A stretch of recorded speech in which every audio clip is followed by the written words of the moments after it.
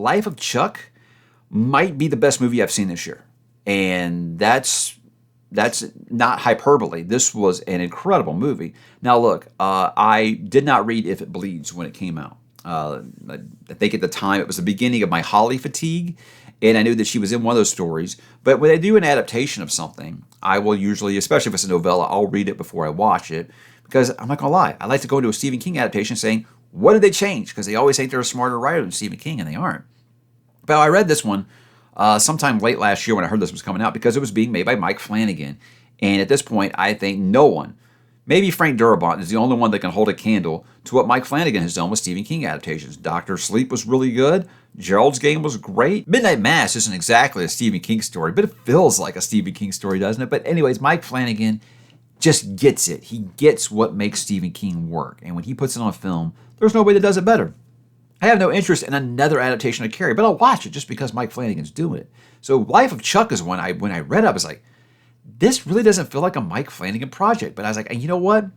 I bet he will make some way that really, really makes you care. And damn it, he does. Mike Flanagan continues to just be the master at character work and making you care about these characters that you barely know and making you care about, because the story is told in reverse chronological order. It's Act 3, Act 2, Act 1. And so at the beginning, he's got you caring about this guy and what's happening to him, and he's not even there until like the very end of that Act 3, which is part 1 of the movie.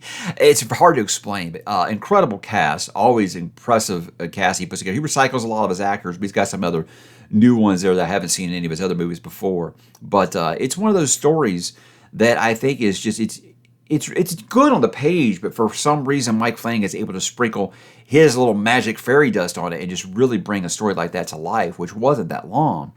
And damn, if he doesn't really just move you to tears in this movie, everyone in it is just so good. And I mean, the music's perfect, the feeling is perfect, the acting is incredible. And I just think the way that he is just so damn faithful to Stephen King stuff, he'll add some stuff. He'll give that Mike Flanagan spin to stuff. Again, I said that heightens how you feel about these characters.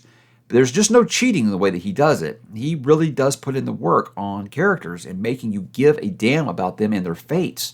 And this is just one of those stories where my wife hasn't read it, and she was trying to figure it out. And I think she figured it out earlier than I figured it out reading it. But it doesn't matter. If you know the story, you know the big twist in the story, I think you know that it's going to be done really, really well by Mike Flanagan. I cannot recommend this enough, guys. Absolutely beautiful movie. Even if you're not into Stephen King stories, this is one of those like Shawshank Redemption where people wouldn't think it's a Stephen King story because it's not really horrific or anything. Sure, there's a little weird in it. It is Stephen King after all, but it's one of those like, it's profound. It'll have you thinking about things and thinking about the life overall and the way that we should approach it and living your life to the fullest kind of thing. It sounds completely like pretentious and over the top, guys. It's not. It's a beautifully touching movie. And I think anyone would enjoy it. I recommend this to my mother, who would not watch anything by Stephen King.